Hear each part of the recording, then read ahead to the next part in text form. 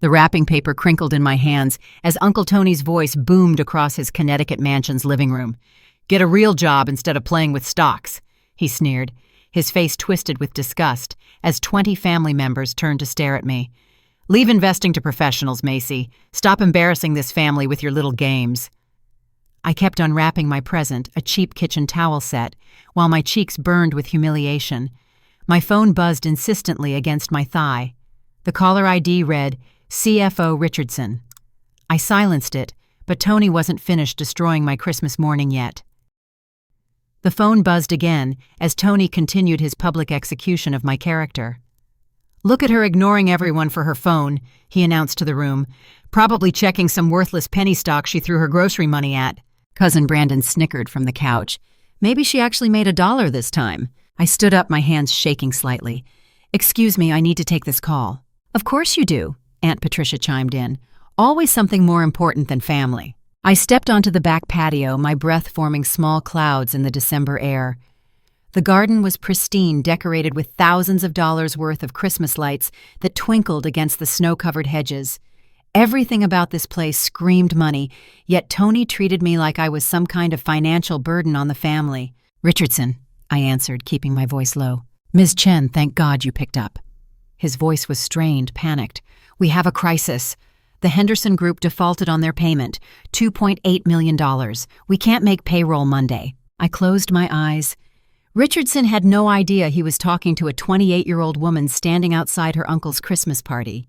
To him, I was M. Chen, the mysterious investor who had kept Tony's construction company afloat for the past 6 years. "How long do we have?" I asked. 72 hours before we have to file for bankruptcy protection. I've been calling every investor on our list. Nobody wants to touch us right now. The rumor mill is saying we're finished. Through the French doors, I could see Tony gesturing dramatically, no doubt continuing his lecture about my worthless life choices. If only he knew that the little games he mocked had turned my grandmother Rose's $2 million inheritance into a $47 million portfolio. If only he knew that his company existed because of those games. 6 years ago, I was fresh out of college with a business degree and a broken heart from watching Grandma Rose work herself to death in her little flower shop. She left me everything, whispering on her deathbed that I should make something beautiful grow with the money. While my cousins were getting their first jobs and buying sports cars, I was studying market patterns at 3 a.m. and living in a studio apartment that cost $600 a month. My first big win came from a tech startup that nobody believed in. I turned $50,000 into $500,000 in 8 months. Then I found a pharmaceutical company developing diabetes medication. Another $1 million. By 25, I was managing more money than most people see in a lifetime. Tony's company came across my radar during a routine investment scan in 2018. A solid construction business with good contracts but terrible cash flow management. The owner was prideful, refused outside help, and was 3 months from losing everything. I didn't know it was my uncle's company until after I'd already purchased 60% of the debt through shell companies. The irony was delicious and heartbreaking at the same time. "Richardson, I need you to send me everything. Financial statements, client lists, the Henderson contract details, everything." "Sir, with respect, we've been through this before. Unless you're willing to inject another $2 million immediately, there's nothing to analyze. We're dead in the water." I watched Tony through the window, probably telling everyone how disappointing I was compared to his successful sons. "Send me the files. I'll have an answer for you in 2 hours." "Sir, it's Christmas Day." "Then we better work fast." I hung up and stared at the perfect garden. Tony's house was worth $3.4 million. His cars filled a 4-car garage. His wife wore jewelry that cost more than most people's annual salaries. All of it built on the foundation of a company that I had been secretly supporting for 6 years. The sliding door opened behind me. "Macy." My mother's voice was gentle. "Tony wants you to come back inside. He says he's not done talking to you." I turned around. Mom looked uncomfortable, her hands fidgeting with her Christmas sweater. She'd always been caught between her brother's strong personality and her daughter's stubborn streak. "Mom, what if I told you that Tony's wrong about me? What if I told you that everything he thinks he knows is completely backwards?" She smiled sadly. "Honey, I know you're trying your best, but maybe Tony has a point. You can't live in your apartment forever, checking your phone all day. When was the last time you had a real relationship, a stable income?" "Stable income." I made more money in a month than Tony's entire company generated in profit during a good year. But explaining that would require revealing everything, and I wasn't ready for that conversation. I should go back inside, I said. Macy, wait. Mom touched my arm. He really does love you. He's just worried. We all are. I nodded, but my mind was already racing through the Henderson situation. Someone was sabotaging Tony's business, and I was going to find out who. Back inside, Tony had moved his performance to the dining room, where he was setting up his sons as the heroes of the family story. Brandon here just got promoted to senior project manager, Tony announced, clapping my cousin on the back. And Kyle's been handling our biggest contracts for 2 years. These boys understand what real work looks like. Brandon, 28, like me, but with Tony's thick build and aggressive confidence, grinned at the applause. Dad's taught us everything about the business. We're ready to take over when he's ready to step back. Kyle, 2 years younger and always Brandon's shadow, nodded enthusiastically. The company's going to be in good hands. I grabbed a glass of wine from the sidebar and tried to blend into the background, but Tony wasn't finished with me. Macy, come here, he commanded. I want you to hear this. Maybe you'll learn something. I approached reluctantly, feeling like a prisoner walking to her execution. Boys, tell Macy what you've accomplished this year. Maybe she'll understand what success actually looks like. Brandon straightened up, clearly enjoying the spotlight. Well, we've streamlined operations, improved efficiency, and increased profit margins across all major projects. Streamlined operations, Kyle echoed. Dad, should we tell her about the Henderson deal? Something cold crawled up my spine. Richardson had just told me about Henderson defaulting. How did Kyle know about it already? Not now, Brandon said quickly, shooting his brother a warning look. But Tony was drunk on his own superiority. No, tell her. Show her what real business accomplishments look like. Kyle glanced nervously at Brandon, then plunged ahead. We've been working with Henderson for 8 months. They've been paying us premium rates for information about our competitors' bids. Market intelligence, Dad doesn't need to worry about the details, but we've been bringing in extra revenue through consulting. The wine glass nearly slipped from my hand. They were selling company secrets. My company's secrets. How much extra revenue? I asked carefully. Enough for Kyle to buy his vacation house in Virginia Beach, Brandon said proudly. And I've been looking at some investment properties in Richmond. When you understand how business really works, opportunities open up. Aunt Patricia beamed at her sons. They're so clever, always finding new ways to help the family. I excused myself to the bathroom and immediately called Richardson back. It's me, the Henderson situation. I need to know exactly what kind of consulting they've been doing with us. Consulting, sir, we don't do consulting with Henderson. They're a client, not a partner. Check with Tony's sons, Brandon and Kyle. See what side agreements they might have. There was a long pause. Sir, are you suggesting they've been freelancing? Because that would violate their employment contracts, not to mention potential conflict of interest issues. Just check, quietly. I hung up and splashed cold water on my face. In the mirror, I looked exactly like what Tony thought. I was a confused young woman playing with things she didn't understand. But the reality was that I was discovering my own cousins were destroying the company I'd been protecting for years. When I came back out, the conversation had moved to the living room where extended family members were sharing their holiday updates. Aunt Patricia cornered me by the fireplace. Macy, dear, I think you owe Tony an apology, she said, her voice dripping with false sweetness. He's only trying to help you. We all are. This family believes in hard work and traditional values. Your grandmother Rose would be disappointed to see you wasting the money she left you. The mention of Grandma Rose hit like a physical blow. Patricia had barely spoken to Rose when she was alive, always too busy with her social clubs and charity galas. Now she was using her memory as a weapon. What exactly should I apologize for? I asked. For being disrespectful, for not taking his advice seriously, for making this family look bad with your gambling addiction. My what? Patricia's eyes glittered with malicious satisfaction.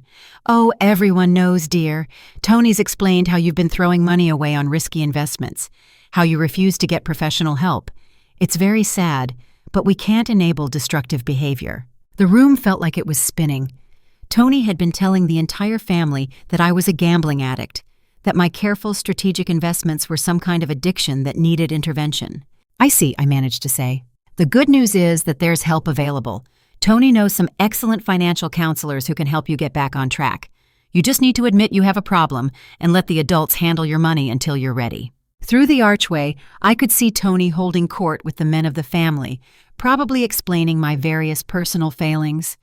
Brandon and Kyle sat on either side of him like crown princes, nodding sagely at his wisdom. My phone buzzed with a text from Richardson. "You were right. Found evidence of side consulting arrangements. This is bad, very bad." I excused myself again and stepped back onto the patio to call him. "Talk to me," I said.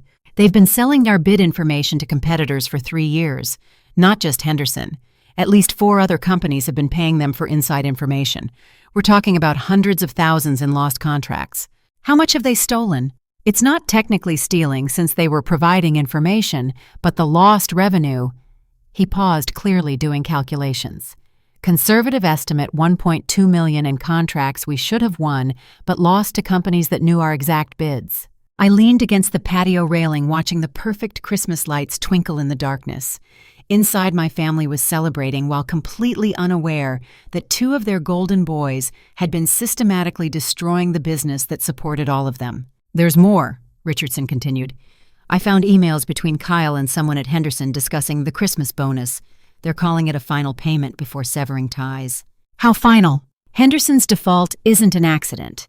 They're deliberately triggering our bankruptcy so they can pick up our contracts when we fold. Your nephews sold us out completely." I closed my eyes and tried to process the betrayal. Not just business betrayal, but family betrayal.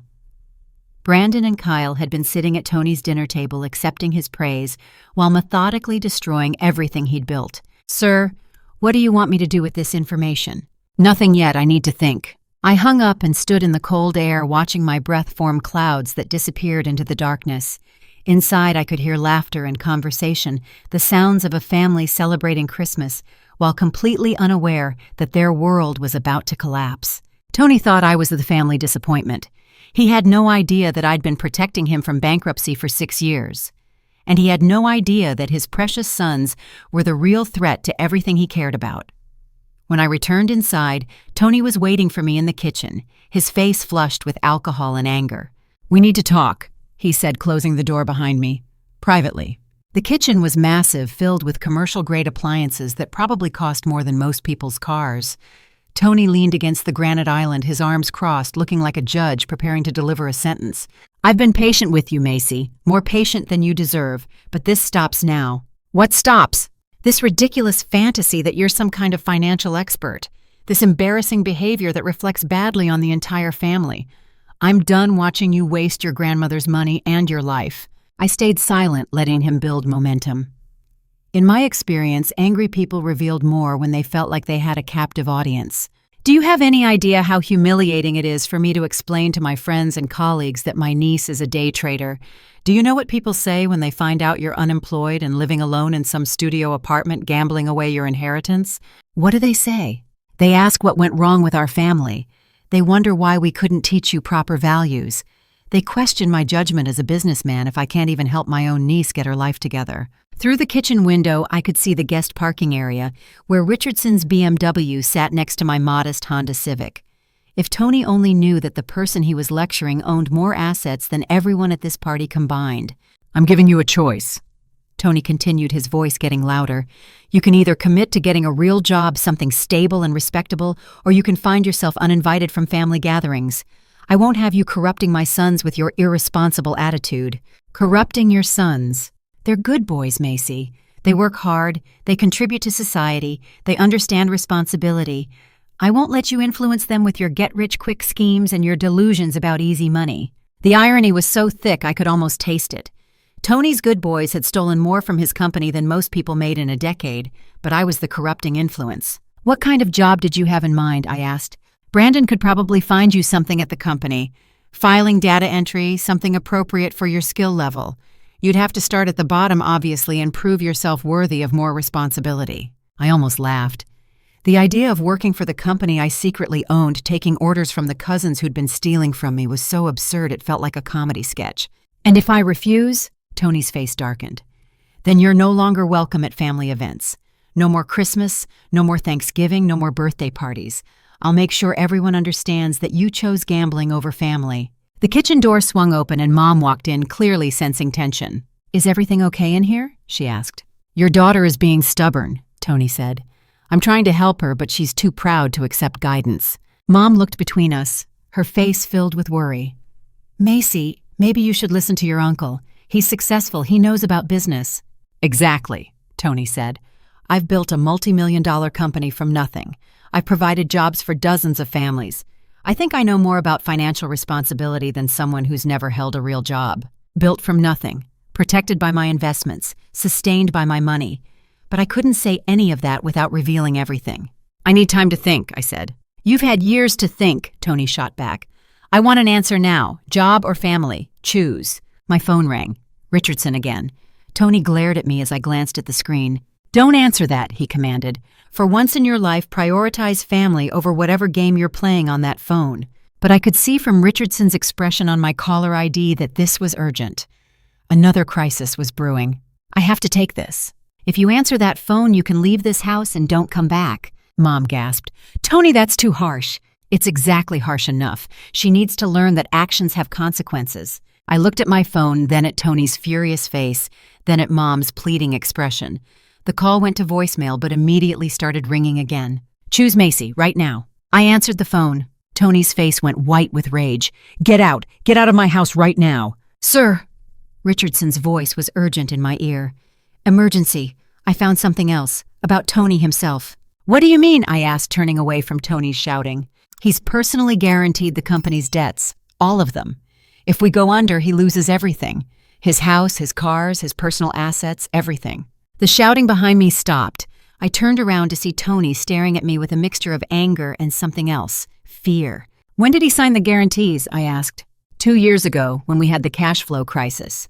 He put up his personal assets as collateral for the emergency loan. 2 years ago.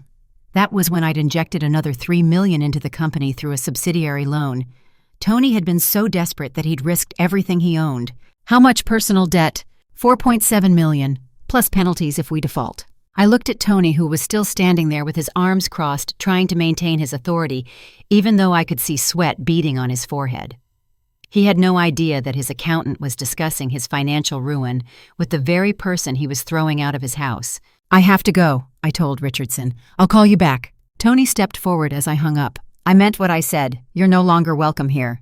But now I understood why he'd been so cruel, so desperate to control my choices. His world was collapsing, and he didn't know how to stop it. The cruelty was coming from terror, not strength. Get your coat, he said.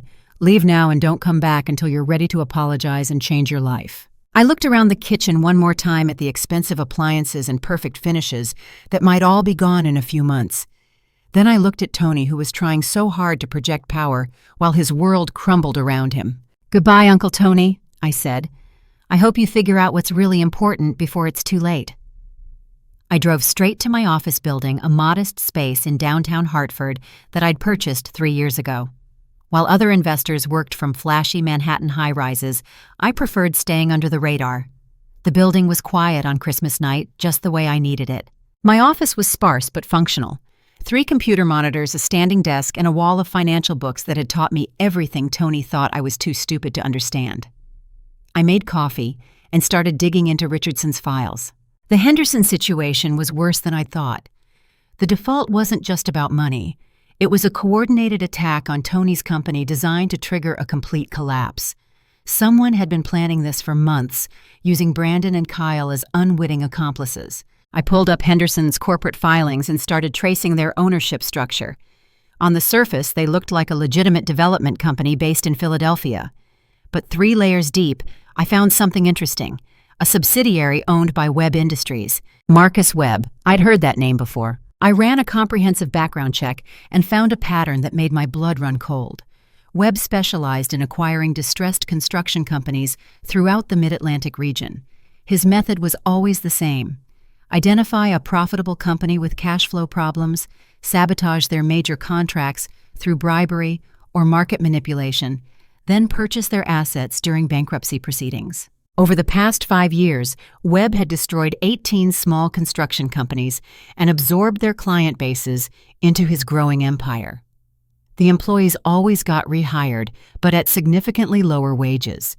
The owners lost everything. Tony's company was just Webb's latest target. I dug deeper into the Henderson relationship and found emails between Kyle and a Henderson executive named David Morrison.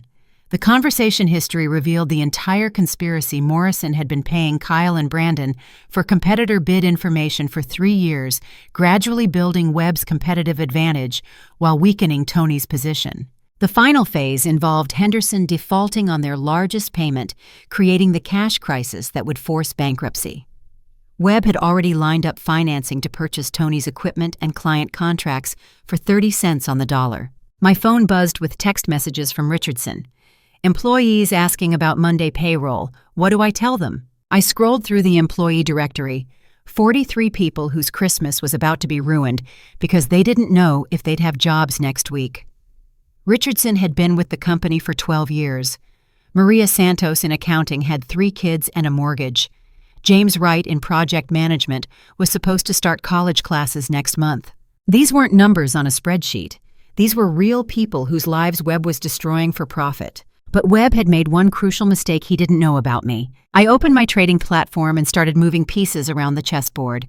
My first move was to create a shell company that could provide emergency bridge financing to Henderson.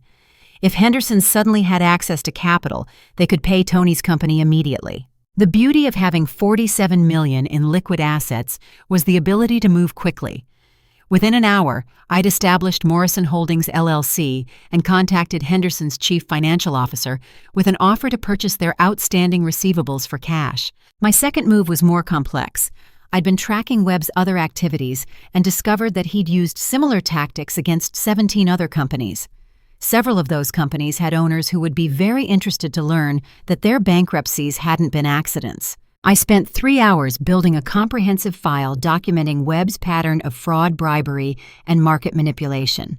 Then I anonymously forwarded copies to financial journalists at the Wall Street Journal, Construction Week magazine, and 3 Philadelphia newspapers. Webb's business model only worked if people thought the company failures were natural market fluctuations.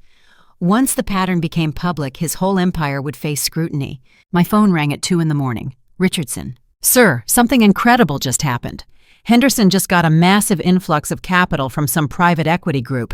They're going to pay us in full tomorrow. That's good news, I said, trying to sound surprised. It gets better. I've been getting calls from 3 of our other clients who want to accelerate their payment schedules. Apparently there's some kind of industry rumor about fraud investigations affecting construction companies. Everyone wants to make sure their contracts are clean. I smiled in the darkness of my office. The other companies Webb had destroyed were starting to connect the dots. Pretty soon his entire network would be under federal investigation. Sir, I have to ask, do you have any idea how this happened? Yesterday we were facing bankruptcy, and now we're solvent with a waiting list of new clients. Sometimes the market corrects itself, I said. Focus on getting everyone paid and make sure our own operations are completely clean. Already on it. And sir, I think you should know that there might be some internal issues we need to address. The bid information situation with Tony's sons is worse than we initially thought. How much worse? I found evidence of bid rigging going back to 2016. They've been systematically undermining the company's competitive position for years. If this gets out, we could face serious legal consequences. I thought about Tony's ultimatum earlier that evening. He demanded that I choose between a job working for his sons or losing my family.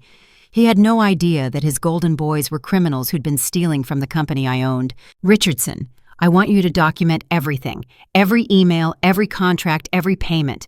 Create a complete file and secure it somewhere safe. Should I confront them directly? Not yet. I want to handle this personally. After hanging up, I leaned back in my chair and stared at the city lights outside my window.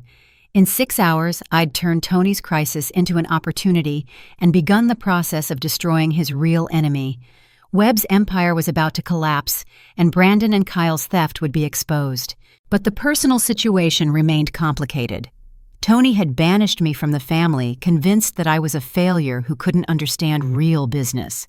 Tomorrow his company would be saved by the very person he'd humiliated. The question was, did he deserve to know the truth? Boxing Day morning brought news that made my strategy even more satisfying. I woke to 17 missed calls from financial journalists and a text from Richardson. Webb Industries under federal investigation. How did you know? I'd underestimated how quickly the dominoes would fall. When you give investigative reporters a clear pattern of fraud backed by documented evidence, they move fast. The Philadelphia Inquirer had published a front-page story about Webb's acquisition tactics, complete with interviews from former business owners who'd lost everything. Better yet, the FBI had apparently been building their own case against Webb for months. My anonymous tip had provided the final pieces they needed to move forward with arrests. I called Richardson from my office. "Sir, it's incredible. Henderson paid us in full this morning, plus a bonus for expedited service. 3 new clients called wanting quotes. And Webb got arrested at his country club yesterday evening." Arrested for what? Fraud, bribery, conspiracy to commit wire fraud. The news is saying he faces 20 to 30 years if convicted. All his assets are frozen pending investigation. Through my office window, I could see the Hartford skyline sparkling in the morning sunlight. Somewhere out there, Webb was sitting in a federal detention center while his business empire crumbled. Justice felt remarkably satisfying. "There's something else," Richardson continued. "I got a call from the FBI. They want to interview me about Webb's activities. Apparently they're investigating all the companies he's targeted over the past 5 years." "What did you tell them?" "The truth, that we were victims of a coordinated attack designed to force our bankruptcy. I also mentioned the internal bid rigging situation." My heart skipped. "You told them about Brandon and Kyle." "I had to. They asked specifically about any irregular consulting arrangements with clients. I gave them copies of all the emails and payment records." This was moving faster than I'd anticipated. The federal investigation would expose Brandon and Kyle's theft, which meant Tony would learn about it whether I wanted him to or not. "Richardson, I need to ask you something confidential. How long have you suspected that the company had an anonymous major investor?" There was a long pause. "Since 2018, when we got that emergency capital injection that saved us from bankruptcy. Tony claimed he'd secured private financing, but the terms were too favorable for a distressed company. Someone was protecting us." "What did you think about that investor's motives?" "Honestly, I assumed it was someone who believed in the company's potential. The investment structure suggested long-term thinking, not quick profit. Whoever it was seemed to genuinely care about protecting jobs and maintaining operations. I made a decision that would change everything." "Richardson, I need you to arrange a meeting with Tony this afternoon. Tell him the FBI wants to discuss the Webb situation and the internal security issues. Don't mention the investor situation yet." "Should I prepare specific documentation?" "Bring everything. The Webb evidence, the bid rigging files, the financial recovery details. It's time Tony learned what's really been happening to his company." After hanging up, I drove to Tony's house. His driveway was still full of cars from extended family members who'd stayed overnight. Perfect. I wanted an audience for what came next. Patricia answered this door, her face immediately hardening when she saw me. "Macy, I thought Tony made it clear that you weren't welcome here anymore." "I need to speak with him. It's about his company." "Unless you're here to apologize and discuss getting a real job, he doesn't want to hear from you." I pushed past her into the foyer. "Where is he?" "How dare you!" Patricia's voice carried through the house. "Tony, your disrespectful niece is here causing trouble again." Tony appeared at the top of the stairs wearing a bathrobe and looking hungover. "I told you to leave and not come back." "Your company CFO is meeting with the FBI this afternoon. I thought you might want to prepare." That got his attention. He came downstairs quickly, his face pale.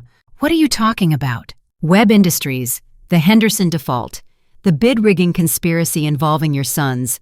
Would you like to discuss this privately, or should I explain it in front of everyone?" Brandon and Kyle appeared in the living room doorway looking confused but not yet concerned.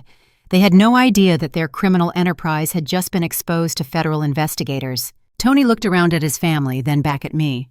Living room, everyone. Within minutes, the entire extended family was gathered around Tony's massive sectional sofa, looking like they were about to witness either a confession or an execution. "Explain," Tony said. I pulled out my phone and opened the file I'd been building since Christmas night. Webb Industries has been systematically targeting small construction companies for acquisition. They bribe clients to default on payments forcing bankruptcy, then purchase the assets at liquidation prices. "What does this have to do with us?" Kyle asked, but his voice was shaky. "Henderson's default wasn't accidental. Webb orchestrated it as part of a plan to destroy your company and absorb your contracts." Tony's face was getting redder by the second. "You're saying someone deliberately tried to bankrupt us." "I'm saying someone succeeded in bankrupting 17 other companies using the exact same method. Your company was supposed to be number 18. I showed them the news articles about Webb's arrest, the FBI investigation, and the pattern of fraud that had destroyed dozens of small businesses across the region. But we're not bankrupt, Tony said slowly. Henderson paid us yesterday. Because someone intervened. Someone provided Henderson with emergency capital so they could honor their contracts. Brandon was starting to look nervous. Dad, maybe we should call our lawyer before discussing this any further. Why would we need a lawyer? Tony asked. That's when I dropped the bomb that would change everything. Because the FBI investigation revealed that someone inside your company has been selling bid information to Webb's network for 3 years. The email evidence shows systematic theft of competitive intelligence worth over $1 million in lost contracts. The room went completely silent. Tony stared at me, then at his sons, then back at me. Who? He whispered. I looked directly at Brandon and Kyle. Ask them. The silence stretched for nearly 30 seconds before Kyle cracked. Dad, we can explain. Tony turned to face his sons, his expression shifting from confusion to horror as the implications sank in. Explain what exactly? Brandon tried to take control of the narrative. It wasn't stealing. We were providing market intelligence to clients. It's called consulting and it's completely legal. Consulting? Tony repeated slowly. You were consulting with companies that were bidding against us. It's more complex than that, Kyle said desperately. We were building relationships, expanding our network. You always said networking was important. Show him the emails, I said, handing Tony my phone with the evidence file open. Tony read in silence while his face went through a spectrum of emotions, confusion, disbelief, anger, and finally a devastation so complete that I almost felt sorry for him. $250,000, he read aloud. That's what Morrison paid you for the Riverside Mall bid information. Dad, you don't understand the market dynamics, Brandon started. We lost that contract by $12,000. Tony's voice was rising. $12,000 and you sold them our bid for $250,000. Aunt Patricia jumped to her son's defense. Tony, you're overreacting. The boys were being entrepreneurial. Entrepreneurial. Tony whirled around to face his sister. They cost me the biggest contract of the year.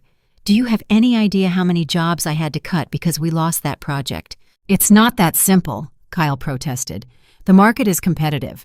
Companies share information all the time. I watched the family dynamics play out with a mixture of satisfaction and sadness. Tony's golden boys, the sons he'd held up as examples of success, had been systematically betraying him for years. Richardson told me something else, I said quietly. The FBI wants to interview all of you. This isn't just an internal family matter anymore. It's a federal investigation into fraud and conspiracy. The color drained from Brandon's face. Federal investigation. Webb kept detailed records of all his bribery payments. Your names are in his files along with bank account numbers and transaction histories. The FBI has everything. Tony sank into his favorite armchair, the fight going out of him completely. How long have you known about this, Macy? I found out yesterday. That's why I had to take those phone calls you told me not to answer. Who told you? This was the moment I'd been building toward. The moment when I would reveal the truth about everything. Richardson called me because he thought I might know something about anonymous investors. It turns out that Webb's attack on your company triggered a counter-investigation that exposed the whole conspiracy. What anonymous investors? Patricia demanded. I looked around the room at my extended family cousins who'd mocked my career choices, aunts and uncles who'd dismissed my intelligence, parents who'd begged me to be more conventional. They were all about to learn that their assumptions had been completely backwards. For the past 6 years, someone has been secretly protecting Tony's company from bankruptcy. Mystery investments, emergency capital injections, strategic debt purchases. Richardson has been trying to identify this investor for years. Tony looked up from his chair. Why are you telling us this? Because Richardson called the wrong Mei Chen yesterday. He thought he was calling his mysterious benefactor, but he was actually calling the family disappointment who lives in a studio apartment and gambles away her inheritance. The pieces started clicking together in Tony's mind. I could see the realization dawning on his face. Richardson thinks you're the investor, he said slowly. Richardson knows I'm the investor, I corrected. The question is, what are you going to do with that information? Brandon looked confused. Wait, you're claiming you've been investing in Dad's company. I'm not claiming anything. I'm stating facts that will be verified when Richardson arrives this afternoon with the complete financial records. Kyle laughed nervously. Macy, you live in a tiny apartment and drive a 10-year-old Honda. You can't possibly have enough money to invest in anything significant. I smiled at him. You bought a vacation house in Virginia Beach with stolen money. I bought controlling interest in the company you were stealing from. We had very different approaches to wealth management. Tony stood up slowly. How much money are we talking about? Your company about $6 million in direct investment over 6 years, plus another $3 million in subsidiary loans and debt restructuring. The room was completely silent again. My total portfolio is approximately $47 million, built from the $2 million Grandma Rose left me. I've been managing money professionally for 6 years, while you all assumed I was wasting it. Patricia's mouth was hanging open. $47 million, give or take a few $100,000 depending on market fluctuations. Tony walked over to the window, staring out at his perfect garden. When he turned back around, his eyes were filled with tears. You saved my company, multiple times, and I threw you out of my house for being irresponsible with money. You did. He sat back down heavily. Richardson is coming here this afternoon, with FBI investigators. They'll want to interview everyone about Webb's conspiracy and the internal bid rigging. Brandon and Kyle will probably need lawyers. I looked at my cousins, who were both staring at me like I'd just revealed I was an alien species. But first, Richardson wants to meet the investor who's been protecting the company for 6 years. He thinks it's time for a formal partnership discussion. Tony wiped his eyes with his sleeve. What kind of partnership? The kind where the person who owns 60% of your company's debt gets a say in how the business operates. The implications hit everyone at the same time. I wasn't just some investor who'd helped out during rough patches. I was effectively Tony's business partner, and I had been for years. Macy, Mom said softly, why didn't you tell us? Because Uncle Tony was so convinced that I was a failure that telling him would have felt like gloating. I wanted him to succeed on his own terms. But you didn't let me succeed on my own terms, Tony said. You've been protecting me for 6 years. I've been protecting 43 employees and their families for 6 years. You were just part of the package. Tony nodded slowly, understanding the distinction. And now Webb is in federal custody, your company is solvent, and your sons are about to face the consequences of their choices. The question is, what happens next? Richardson arrived at 2 o'clock with 2 FBI agents and a briefcase full of documentation. The extended family gathered in Tony's living room looked like defendants waiting for a verdict. Agent Sarah Martinez, a sharp-eyed woman in her 40s, took the lead. Mr. Anthony Russo, we're investigating a conspiracy involving Webb Industries and several construction companies in this region. We understand your company was targeted for acquisition. Tony nodded, his voice subdued.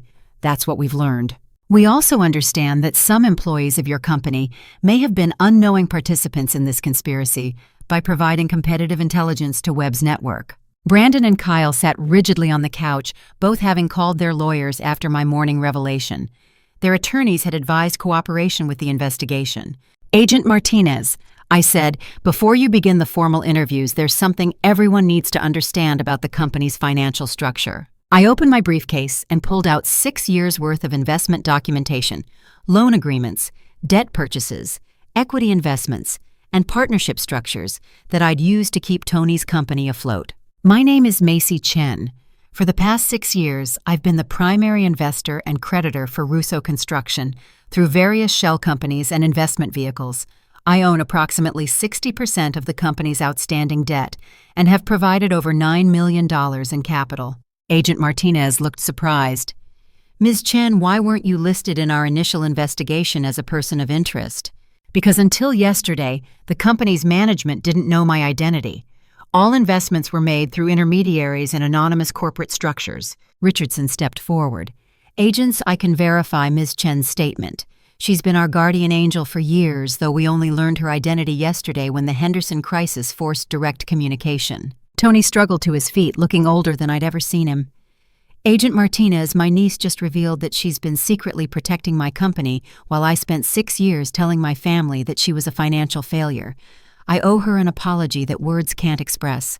Dad, Brandon interrupted, we need to focus on the legal issues here. Tony turned to face his sons with an expression that made everyone in the room uncomfortable.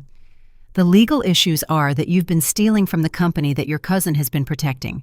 You've been criminals, while she's been a hero. It wasn't stealing, Kyle protested weakly. You cost us the Riverside Mall contract, Tony said. 43 people lost their jobs because we didn't have enough work. 43 families struggled through Christmas because you sold our bid to competitors. Agent Martinez consulted her notes. Mr. Brandon Russo, Mr. Kyle Russo, we have evidence of consulting payments totaling $460,000 over 3 years. Can you explain the nature of these consulting relationships? Both young men looked at their lawyers, who nodded for them to answer. We provided market intelligence to clients who requested it, Brandon said carefully. We didn't think it violated any laws. Market intelligence about your own company's bids? Agent Martinez pressed. Industry best practices vary, Kyle said evasively. I couldn't stay silent anymore. Agent Martinez, they weren't providing market intelligence. They were committing corporate espionage that enabled Webb Industries to systematically undermine competitive bidding processes. The stolen information allowed Webb's network to submit bids that were consistently 1 to 3% below Russo Construction's proposals. How do you know the specific percentages? Agent Martinez asked. Because I've been analyzing the company's competitive position for 6 years. Brandon and Kyle's activities cost the company approximately $1.2 million in lost contracts, which forced me to provide additional emergency capital 3 times. The FBI agents exchanged glances. Ms. Chen, would you be willing to provide your financial analysis to support our investigation? I'd be happy to provide everything. Webb's conspiracy couldn't have succeeded without inside information from companies like ours. Brandon and Kyle were essential to his business model. Tony walked over to where his sons were sitting. Stand up. They reluctantly stood, both looking like they wanted to disappear. For 6 years, I held you up as examples of success. I told everyone how proud I was of your accomplishments, how you represented the future of this company. I used you as weapons to attack Macy's choices. His voice broke. You were stealing from us while she was saving us. You were destroying what she was building. You were criminals while I thought she was the problem. Patricia tried to intervene. Tony, they're your sons. They made mistakes, but they're family. Tony turned to face his sister. Macy is family too, and she's been protecting this family for 6 years while you all mocked her, while I humiliated her, while you told her she was disappointing her dead grandmother. The room fell completely silent.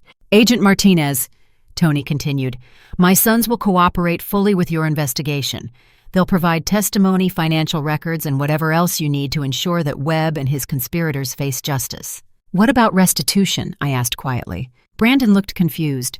Restitution? You stole $460,000 worth of competitive advantage from a company that I've been supporting with my own money. That's theft from me personally. Agent Martinez nodded approvingly. Ms. Chen raises an excellent point.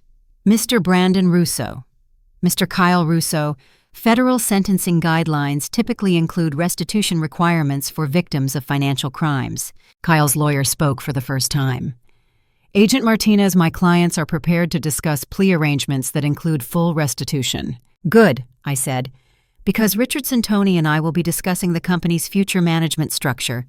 Anyone with a history of corporate espionage won't be part of that future. Tony nodded firmly.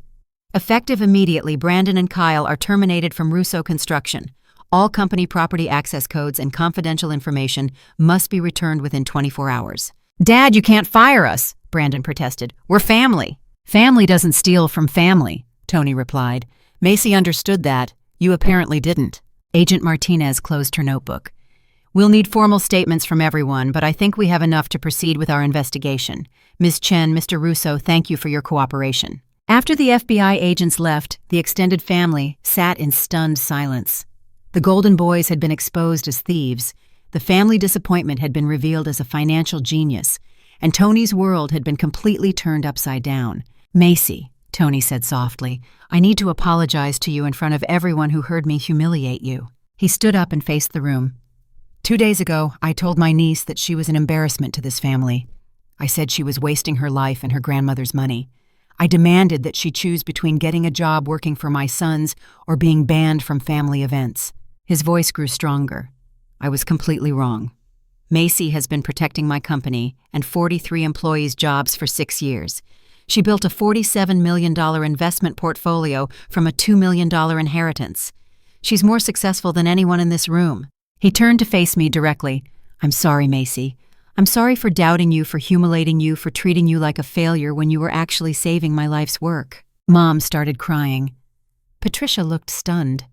The various cousins and relatives who'd spent 2 days mocking my career choices suddenly found their hands very interesting. There's something else, Tony continued.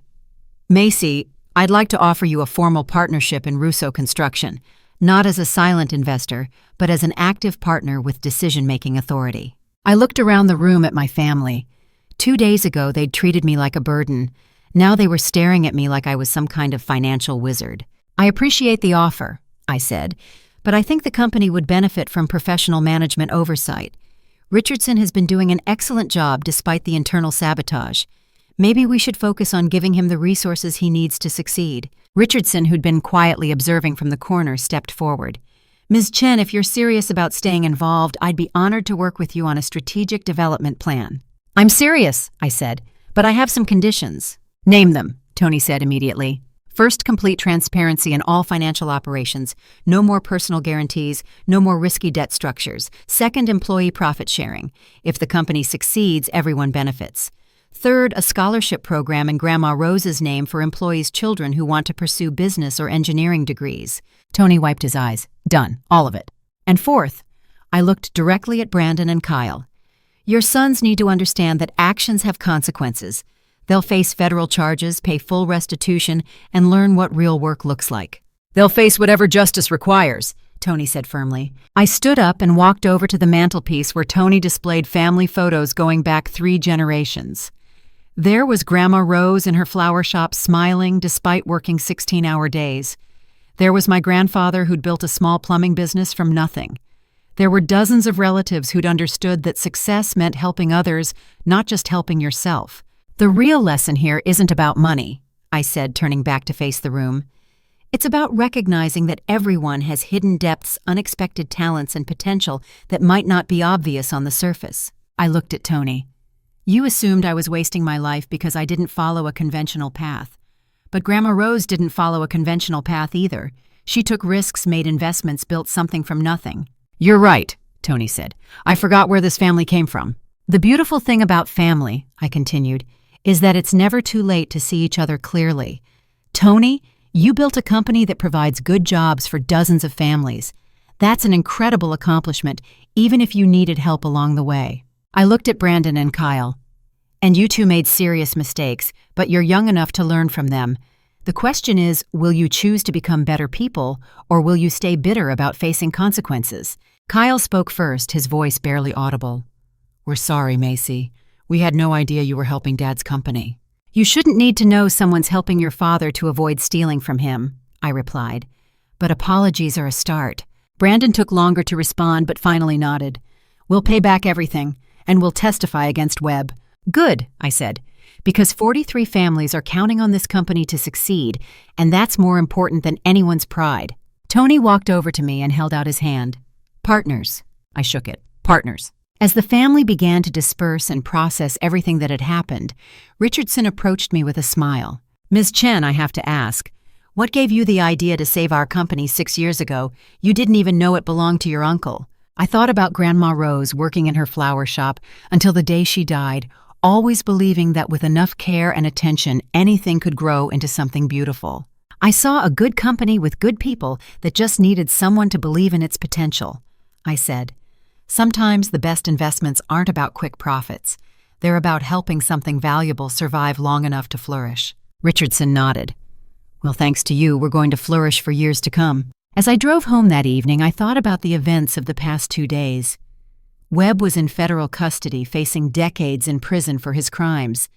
Brandon and Kyle would face justice, but they'd also have a chance to rebuild their lives honestly. Tony's company was secure with enough capital to expand and grow. Most importantly, my family finally understood that success comes in many forms, and that judging others based on surface appearances is a dangerous mistake. Grandma Rose had told me to make something beautiful grow with her money. I'd thought she meant investments and financial returns. But what had really grown was understanding about family, about hidden potential, and about the power of believing in people, even when they don't believe in themselves. Have you ever been underestimated by your own family? Have you found yourself in a situation where people judged your choices without understanding your full story? I'd love to hear about your experiences in the comments below. Sometimes the most powerful victories come from proving wrong the people who claim to know us best. If this story resonated with you, please hit that like button and subscribe for more stories about unexpected triumphs and family redemption. Share this video with anyone who's ever felt like the black sheep of their family. Sometimes being different is exactly what makes you powerful. Thank you for listening, and remember, never let others define your worth based on their limited understanding of your journey. The most beautiful gardens often grow in the most unexpected places.